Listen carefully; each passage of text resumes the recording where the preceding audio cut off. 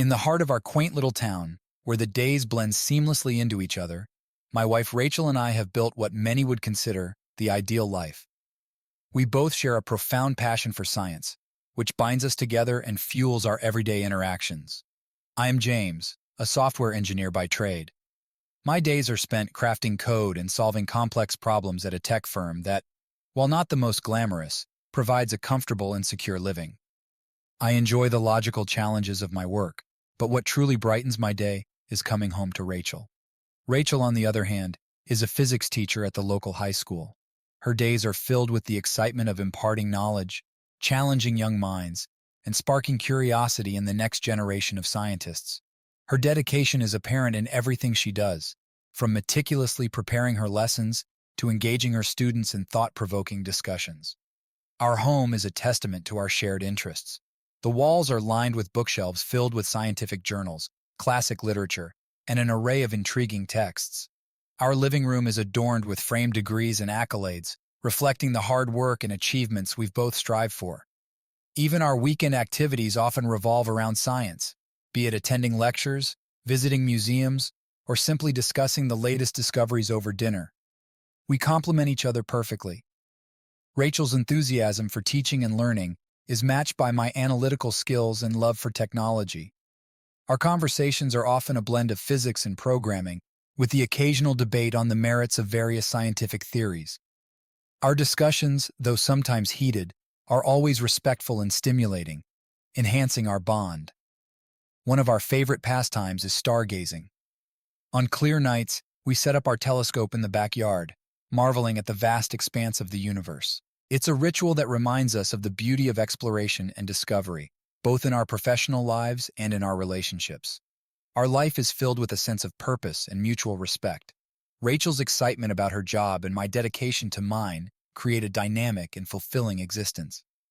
We find joy in our shared experiences and take pride in supporting each other's aspirations. However, beneath the surface of this seemingly perfect life, there are currents that neither of us fully understands yet. The rhythms of our daily routines and the joy we derive from our work are about to face unexpected challenges. But for now, as we sit together in the warmth of our home, everything seems just as it should be, perfectly balanced, perfectly content.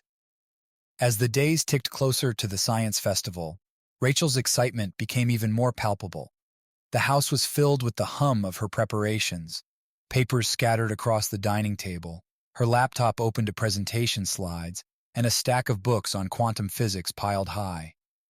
Each evening, she would immerse herself in refining her speech and rehearsing her delivery, her dedication unwavering. One evening, as I sat in the living room working on a project, Rachel came in with a stack of brochures and a detailed itinerary for the festival. She plopped down beside me, her face aglow with enthusiasm. "James, look at this," she said, spreading out the brochures and pointing to the schedule.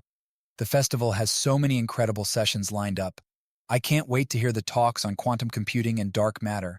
And this," she said, flipping through the pages, "is the schedule for the keynote speakers and panel discussions. Dr. Adams is going to be speaking about his latest research on neuroplasticity. I'm looking forward to that." I glanced over the materials, impressed by the scale and scope of the event.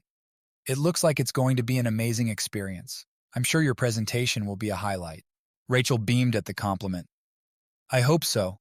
I've been working so hard on this research, but I'm also excited about meeting Dr. Adams.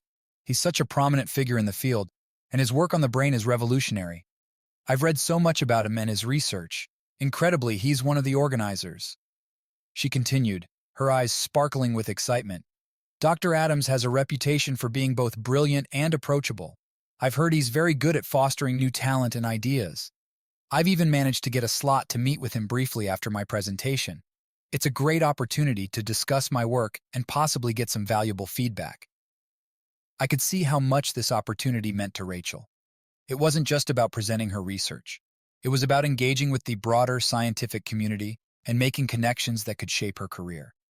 Her eyes were filled with determination and anticipation. "We'll need to make sure everything is perfect before you leave," I said, smiling. "Is there anything I can do to help with the preparations?" Rachel shook her head, her expression softening. "You've already done so much just by being supportive. but if you could help me review my slides and give me some feedback, that would be great. We spent the next few hours together, going through her presentation slide by slide. I offered suggestions and helped her refine her talking points. Rachel took every comment in stride, her focus never wavering.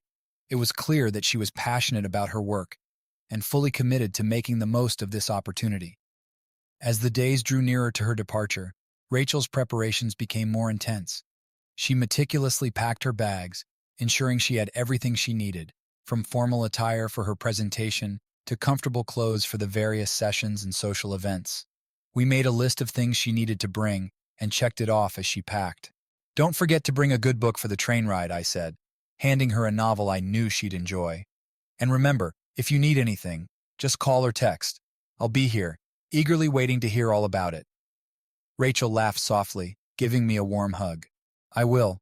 Thank you for everything, James. I'm so excited about this, and I'm grateful for your support. I promise I'll keep you updated."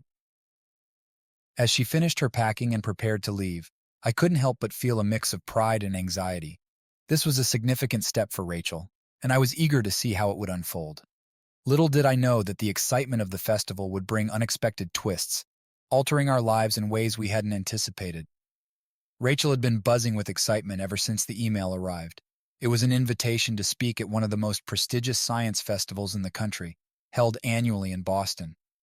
For someone like Rachel, whose life revolved around the pursuit of knowledge and sharing it with others, this was a dream come true. The festival, renowned for its cutting-edge research presentations and the opportunity to network with top scientists, promised to be a highlight of her career. Rachel's eyes sparkled as she shared the news with me over dinner. Her enthusiasm was infectious. I could see how much this meant to her. "I can't believe it, James. They want me to present my research on quantum entanglement. This is a huge opportunity," Rachel said, her voice brimming with excitement. I watched as she delved into the details of her presentation, her passion evident in every word. Rachel had spent months preparing her research on the fascinating world of quantum physics. To have a platform where she could discuss her findings with experts and enthusiasts alike was both thrilling and validating. In the weeks leading up to the festival, Rachel threw herself into preparation. Her evenings were spent reviewing her slides, practicing her speech, and fine-tuning every aspect of her presentation. It was a meticulous process, and as always, her dedication was inspiring. As the festival date approached, the excitement in our home was palpable. Rachel's enthusiasm was matched by a growing sense of anticipation for the trip to Boston. We discussed the schedule for the festival, and she mentioned several sessions and speakers she was eager to see. Among them was Dr. Michael Adams, a renowned neurobiologist and one of the key organizers of the event. Rachel had spoken highly of him, impressed by his groundbreaking research and his role in shaping the festival. The night before Rachel's departure, we packed her bags together, carefully selecting her outfits and ensuring she had everything she needed. We talked about the various sessions she planned to attend and the people she hoped to meet.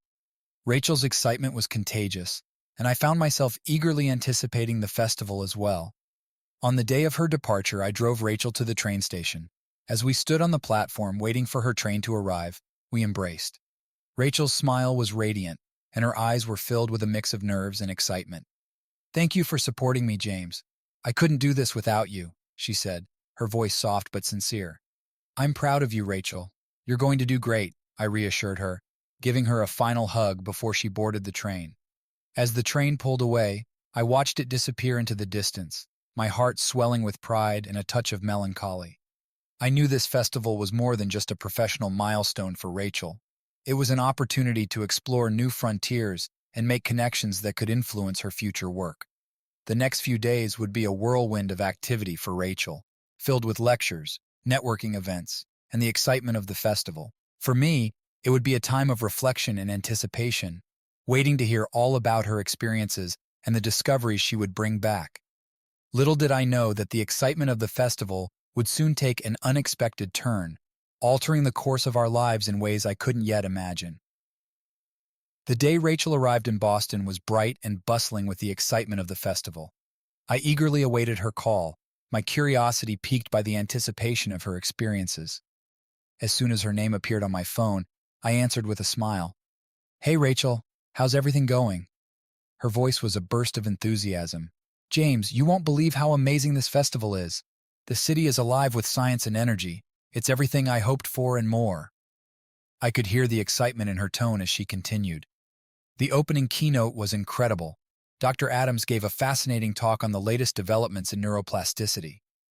He's even more impressive in person than I imagined. His ability to simplify such complex concepts is remarkable. I could picture her animatedly recounting the details. His presentation was so engaging. He discussed how recent research is uncovering new ways the brain adapts and reorganizes itself in response to experiences. It's like Hez peering into the very fabric of human cognition. Rachel's voice took on a more reflective tone. And you know, Dr. Adams seems genuinely passionate about mentoring young scientists. After his talk, I had a chance to meet him briefly. He was very approachable and asked me about my research. I was so nervous, but he listened intently and offered some insightful feedback. Wow, that sounds incredible, I said, genuinely impressed. What did he say about your research? She sighed, clearly thrilled. He said my work on quantum entanglement is promising and encouraged me to explore some new angles. He even suggested a few researchers I might want to collaborate with. I'm still processing everything he said. It's like a dream come true. Her excitement was contagious, and I could hear the satisfaction in her voice. I'm so glad to hear it's going well. What about the other sessions? Have you attended any that stood out? Oh, Rachel replied eagerly. There was a session on quantum computing that was mind-blowing. The speaker demonstrated some of the latest advancements and how they could potentially revolutionize the field. It's amazing to see how rapidly things are evolving. She paused for a moment and I could sense her eagerness to share more. And the networking opportunities have been fantastic. I've met so many interesting people, students, researchers, and professors. It's a melting pot of ideas and innovations. I chuckled softly. It sounds like you're having the time of your life. I'm happy for you, Rachel. It's wonderful to hear how much you're enjoying it and how it's living up to your expectations. Thank you, James. I wish you could be here to experience it with me, she said, her voice tinged with a hint of longing. But I promise I'll keep you updated. I've got a full schedule ahead, with more sessions and meetings. I'll call you as soon as I can. Enjoy every moment, I said, my voice filled with warmth. I'll be here, eagerly waiting to hear more about your adventures. As we ended the call, I could tell that the festival was everything Rachel had hoped for and more. Her enthusiasm and the spark in her voice were a testament to how significant this experience was for her. Little did either of us know that amidst the excitement and opportunities, there were complexities and challenges on the horizon that would soon test the strength of our relationship. As the science festival continued, Rachel's excitement and enthusiasm seemed to grow with each passing day. However, something in her demeanor began to catch my attention, an increasing focus on Dr. Michael Adams. I started to notice subtle changes in the way she spoke about him and his work. It began with casual mentions during our phone calls. Rachel would share updates about her day, often veering into detailed discussions about Dr. Adams's latest lecture or his insightful feedback on her research. At first, it seemed like nothing more than an extension of her professional excitement. One evening, as we were talking about the festival's events, Rachel's voice took on a particularly animated tone. Dr. Adams has such a unique perspective on neuroplasticity. I've never met anyone who can explain these concepts with such clarity. It's like he sees the world through a different lens. I smiled, trying to match her enthusiasm. It sounds like he's made an impression on you. I'm glad you're having such a great experience. Rachel continued, oblivious to the undercurrent of my growing concern. We've been discussing potential collaborations, and he suggested a few new angles for my research. I can't wait to explore them. It's so exciting to think about where this could lead. Over the following days, the frequency and depth of her conversations with Dr. Adams only intensified. It wasn't just about his work anymore. It was about his opinions, his mannerisms, and even personal anecdotes she'd picked up from their interactions. One afternoon, Rachel called me with particular enthusiasm. James, you won't believe what happened today. Dr. Adams and I had lunch together, and he shared some fascinating ideas about cognitive development. He's so insightful and thought-provoking. I feel like we're making a great connection. I listened, but a knot of worry began to form in my stomach. Rachel's increasing focus on Dr. Adams was starting to feel more personal than professional. The way she described their conversations, her frequent references to his insights, and the time she was spending with him were beginning to raise red flags in my mind. As the festival progressed, it became apparent that Rachel was spending a significant amount of time with Dr. Adams. They had met several times outside of the official events, discussing research, and it seemed getting to know each other better. Rachel's stories about their interactions were filled with admiration and a deep sense of connection. One evening, as Rachel and I spoke, she mentioned another dinner they had planned. Dr. Adams has invited me to dinner again tomorrow. He wants to discuss some new ideas he's had and get my thoughts on them. I'm looking forward to it. Her excitement was palpable, but it was accompanied by a lingering sense of unease for me. I tried to mask my concern with encouragement. It sounds like you're getting a lot out of these discussions. I'm glad you are having such a productive and inspiring time. After hanging up, I couldn't shake the growing anxiety. I started to wonder if there was more to Rachel's fascination with Dr. Adams than just professional respect. Her increasing attention to him, the way she spoke about their interactions, and the frequency of their meetings were all beginning to feel unsettling. As the days went by, I found myself constantly on edge, waiting for the next call and trying to read between the lines of Rachel's updates. The excitement and admiration she expressed for Dr. Adams, while understandable in a professional context, were starting to take on a different tone that made me question the nature of their relationship. I knew I had to trust Rachel in her judgment, but the more she spoke about Dr. Adams, the more my concern grew. I hoped that this was merely a phase of intense professional enthusiasm and that the bond they were forming was purely academic. But deep down, I couldn't shake the feeling that there was more to it than met the eye. The festival had been a whirlwind of activity for Rachel, filled with lectures, discussions, and networking events. Her enthusiasm about Dr. Michael Adams' support for her research was evident in every conversation we had. Yet, beneath the surface of her excitement, my unease continued to grow. One evening, Rachel called me with news about another development. "James, I've got something really exciting to share," she began, her voice bubbling with excitement. "Dr. Adams has offered to help me with my research beyond the festival. He's suggested we work together on a few projects, and he's even invited me to his office in Boston next week to discuss it further." I tried to keep my tone upbeat. "That sounds like a fantastic opportunity, Rachel. It's great that he's so supportive of your work." Rachel's voice carried a note of satisfaction. "Yes, it is. He's been incredibly generous with his time and resources. I'm looking forward to seeing where this collaboration could lead." Despite my outwardly positive response, a knot of anxiety tightened in my chest. Rachel's growing closeness with Dr. Adams, coupled with the frequency of their meetings, was starting to feel increasingly uncomfortable. A few days later, while discussing the festival with a mutual friend, Tom, I learned something that only deepened my concerns. Tom had been attending some of the festival's events and had heard bits and pieces about Rachel's interactions with Dr. Adams. "Hey, James," Tom said casually over a phone call. "I ran into Rachel's friend at the festival. He mentioned something interesting. Rachel and Dr. Adams have been meeting quite a bit outside the official festival events." My heart skipped a beat. "What do you mean by quite a bit?" Tom hesitated, sensing the seriousness in my tone. "Well, it seems they've been spending a lot of time together, more than just during the scheduled sessions. I heard they've been meeting up for dinners and even some private discussions that aren't part of the festival." I tried to keep my voice steady. "Really? That's news to me. Rachel mentioned working with Dr. Adams, but she didn't say much about their private meetings." Tom continued, "Yeah, it's a bit unusual. I don't want to jump to conclusions, but it sounds like they've developed quite a close working relationship. It's just something to be aware of." As I ended the call, a sense of foreboding washed over me. The idea that Rachel and Dr. Adams were meeting frequently outside the festival events, under the guise of collaboration, was unsettling. The nature of these meetings, combined with the intensity of Rachel's admiration for him, began to raise serious questions in my mind. That evening, when Rachel called, I tried to maintain a normal conversation, but my concern was difficult to hide. "How was your day, Rachel? Did you have another meeting with Dr. Adams?" She responded cheerfully. "Yes, we had a productive discussion about the research. He's been incredibly helpful, and I feel like we're making real progress. It's so nice to have someone so experienced and knowledgeable guiding me." I forced a smile, trying to mask my worry.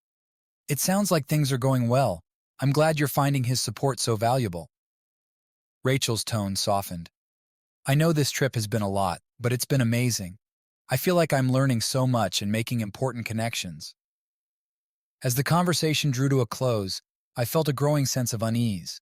The information I had received from Tom, coupled with Rachel's frequent mentions of Dr. Adams, left me feeling increasingly anxious. I couldn't ignore the possibility that their interactions might be crossing a line, even if it was unintentional.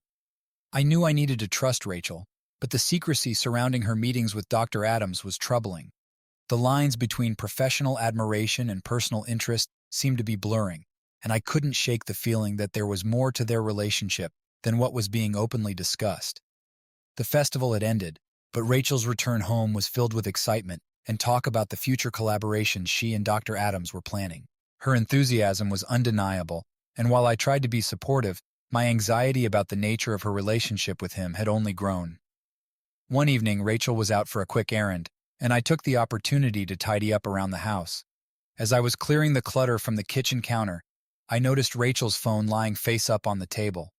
The screen was unlocked, displaying an open messaging app. A wave of unease washed over me, but I tried to ignore it. Yet, as I glanced at the phone, I couldn't help but notice a series of messages between Rachel and Dr. Adams. My curiosity got the better of me, and before I knew it, I was scrolling through their conversation. At first, the messages seemed innocent enough. Discussions about research topics, conference details, and project ideas. But as I continued to read, a more personal tone started to emerge. One message read, "I enjoyed our dinner last night. Your insights are always so refreshing. It's rare to find someone who understands these concepts so deeply. I must say, your passion is quite captivating."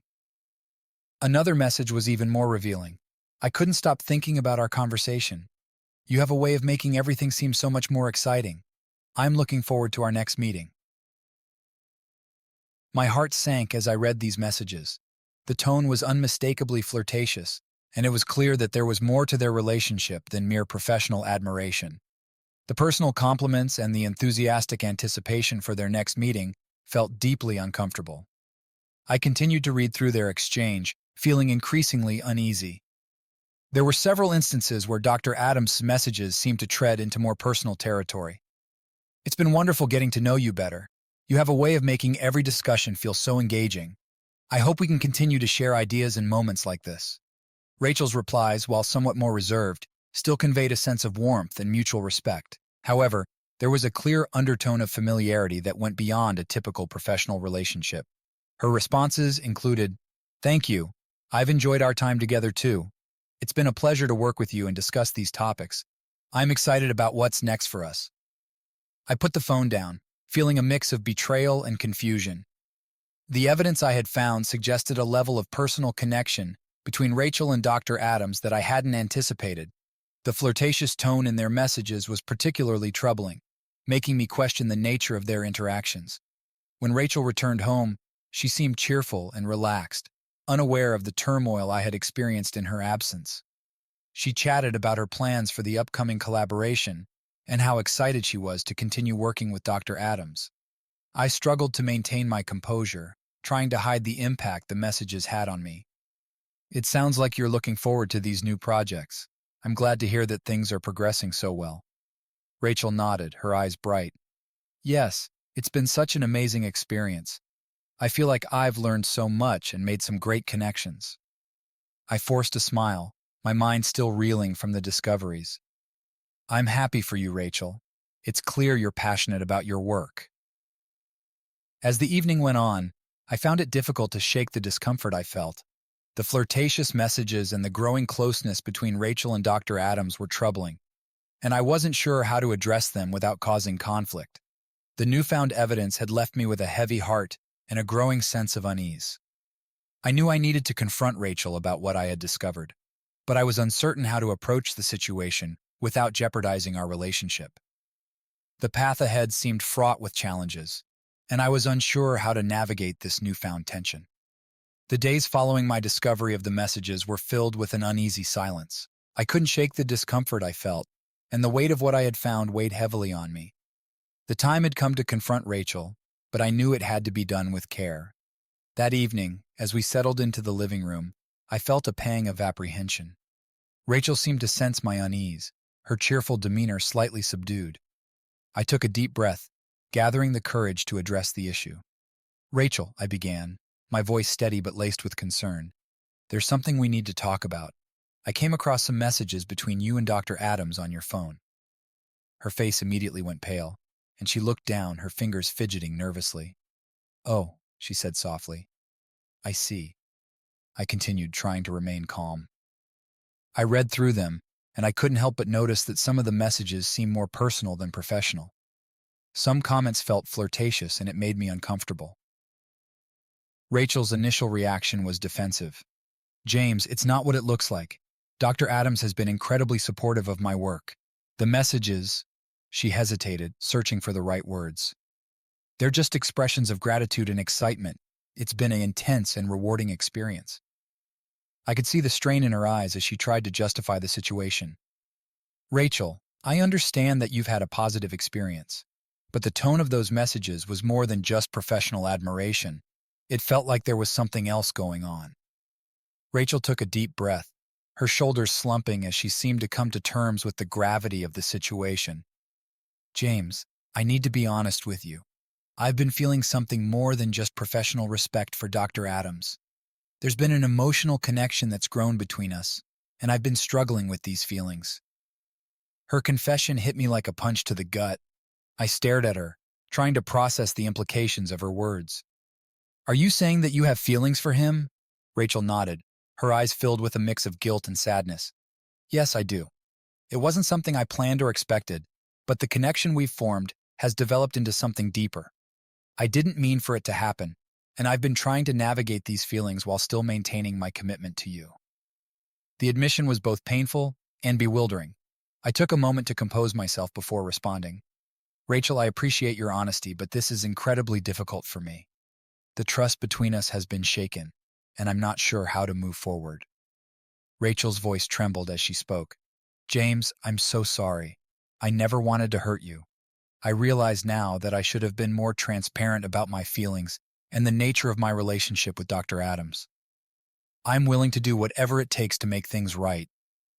I looked at her, trying to reconcile the woman I knew with the one who had been hiding this secret. "What do you want to do now? How do you see this situation being resolved?" Rachel hesitated, her gaze dropping to the floor. "I need to distance myself from Dr. Adams to sort out my feelings and work on rebuilding our trust. I know that what's happened has put a strain on our relationship, and I want to work through this together if you're willing." I nodded slowly, feeling a mixture of relief and uncertainty. "I think it's important for us to take some time to reflect and decide what's best for both of us. Rebuilding trust will take time, and I need to understand if we can move forward together." Rachel reached out to me, her eyes pleading. "James, I know this is a lot to ask, but I genuinely want to make things right. I'm committed to working through this, but I understand if you need time or space." I took her hand, feeling the weight of the moment. "I appreciate your willingness to address this, but we both need to be honest about what we want and how we can move forward. We'll need time to heal and rebuild." As we sat in silence, the reality of our situation began to sink in. The path ahead was uncertain, but the first step was acknowledging the breach of trust and taking time to address the underlying issues. The journey to understanding and healing had only just begun, and the future of our relationship depended on our ability to confront these challenges together. In the wake of Rachel's confession, my focus shifted from the personal to the professional. The more I thought about Dr. Adams' involvement, the more I began to question his true intentions. With Rachel's revelation of her feelings for him, I couldn't help but wonder if there was more at play than just a romantic interest. One evening, while doing some research on Dr. Adams, I stumbled upon information that sent a chill down my spine. It turned out that Dr. Adams had a history of appropriating research from others, a pattern that emerged from several cases where collaborators had accused him of taking credit for their work. This revelation suggested that his interest in Rachel's research might not be purely academic or romantic. It could also be driven by a desire to further his career. As I dug deeper, I discovered that Dr. Adams had been working on similar projects that could greatly benefit from the findings Rachel was developing. It became clear that his overtures towards her could be part of a strategic maneuver to gain access to her research and use it to advance his standing in the scientific community. The combination of his charm and professional clout seemed to be a calculated effort to manipulate Rachel's groundbreaking work for his benefit. Confronting this new reality was disheartening. I had to share these findings with Rachel, not only to protect her, but also to ensure that her contributions to the field were recognized and respected. It was clear that Dr. Adams' interest in her was not as benign as it appeared, and unraveling his true motives would be crucial in deciding how to proceed with both our personal and professional lives. Determined to get to the bottom of Dr. Adams' true intentions, I decided to confront him directly. I flew to Boston, driven by a need for clarity and justice. The plan was to meet Dr. Adams face to face, and I was prepared to lay out everything I had uncovered. As I arrived at his office, my heart raced with a mixture of anxiety and resolve. Dr. Adams greeted me with his usual charm, though there was an undercurrent of tension in his demeanor as he led me to his office. I wasted no time in addressing the issue. Dr. Adams, I've come here because I've discovered some troubling information about your intentions towards Rachel. It appears that you've been using your position to manipulate her for your gain. His expression shifted from surprise to resignation as he realized that his secrets were exposed. You're right, James, he admitted, his voice calm but tinged with defeat. I did have plans to leverage Rachel's research for my benefit. Her work is groundbreaking, and I saw an opportunity to advance my career by associating myself with her discoveries. The confession was both vindicating and disturbing. I understand now that your interest in Rachel went far beyond professional admiration. This manipulation is unacceptable, and it's clear that you were willing to exploit her work for personal gain. Dr. Adams sighed deeply, acknowledging the gravity of his actions. I'm sorry for the hurt this has caused. I let my ambition cloud my judgment. I realize now that I've made a serious mistake, and I will do everything I can to make amends. The confrontation had been intense, but it was crucial in exposing the truth behind Dr. Adams's motives. As I left his office, I felt a mix of relief and anger. The path forward now involved addressing the fallout with Rachel and ensuring that her work received the recognition it deserved, free from the shadows of manipulation. After my confrontation with Dr. Adams, I returned home with a heavy heart, knowing that the next crucial step was for Rachel to address the fallout from the revelations.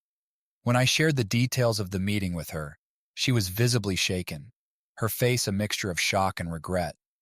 The gravity of Dr. Adams's manipulative intentions became clear to her, and it was a turning point in our tumultuous journey.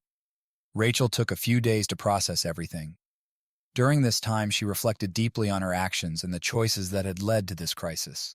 She realized that her involvement with Dr. Adams had not only jeopardized her professional integrity, but also betrayed the trust we had built in our marriage. The realization was painful, but it sparked a profound desire to make things right. One evening, Rachel sat down with me, her eyes filled with a mix of sorrow and determination. James, she began, her voice steady but emotional, I've decided to end all contact with Dr. Adams. I recognize that my involvement with him was a serious mistake, and I deeply regret the pain it has caused you. I want to focus on rebuilding our trust and repairing the damage I've done. Her decision was a significant step towards healing, and while it didn't erase the past, it was a start towards mending our relationship. I want to show you that I'm committed to making amends and proving that I can be trustworthy, Rachel continued. I know it will take time, but I'm dedicated to working through this and rebuilding what we once had. Rachel's resolution to sever ties with Dr. Adams and her earnest desire to restore our marriage marked the beginning of a challenging but hopeful path forward. We both understood that rebuilding trust would be a gradual process, requiring patience and effort from both sides. Her commitment to facing her mistakes and focusing on our relationship offered a glimmer of hope amidst the difficulties we faced. The decision to rebuild our relationship was not a panacea. It was the beginning of a difficult and often painful journey. Rachel's commitment to ending her connection with Dr. Adams was clear, but the process of mending our fractured relationship was fraught with challenges. Every day seemed to bring new difficulties as we tried to navigate the emotional aftermath of the betrayal. Rachel's feelings of guilt and shame were palpable. She wrestled with the weight of her actions and the hurt they had caused. Despite her efforts to demonstrate her commitment to our marriage, she often struggled with self-blame and second-guessed her every move. This internal conflict made it hard for her to fully engage in the healing process, as she was overwhelmed by her sense of remorse. For me, the road to forgiveness was equally challenging. The trust that had been broken was not easily repaired, and I found it difficult to let go of the lingering doubts and suspicions. Each time Rachel mentioned her work or spoke about the past, it triggered a wave of anxiety and mistrust. The fear of future betrayals haunted me, making it hard to fully open up and embrace the reconciliation process. Our interactions were often marked by tension and unresolved emotions. Despite our best efforts, our conversations sometimes devolved into arguments about the past or became fraught with silence. The pain and mistrust that lingered between us created an emotional barrier, making it challenging to find a path forward. Both of us were committed to healing, but the process was proving to be a slow and arduous journey, filled with setbacks and moments of doubt. As the weeks went by, James and Rachel found themselves navigating the rough waters of their relationship with a cautious but hopeful resolve. The intense emotions and difficult conversations gradually gave way to a sense of understanding and mutual respect. Both were determined to move forward, and through persistent effort, they began to find a new equilibrium in their lives. Rachel's ongoing efforts to rebuild trust were marked by transparency and consistent actions. She made a concerted effort to communicate openly and address any concerns James had. Their conversations, once strained and fraught with tension, started to become more constructive. They began to discuss their feelings and needs with greater honesty, laying the groundwork for a stronger emotional connection. James, too, worked hard to confront his lingering doubts and fears. He sought support through counseling, which provided him with tools to manage his mistrust and work towards forgiveness. With time, he found himself gradually opening up to the idea of rebuilding their relationship on a foundation of renewed trust and mutual respect. Together, they began to make plans for the future, focusing on creating new memories and experiences. They rediscovered shared interests and started exploring new activities as a couple, finding joy in their renewed connection. Their commitment to open communication and understanding forged a new chapter in their lives, one built on a deeper appreciation of each other and a shared vision for their future.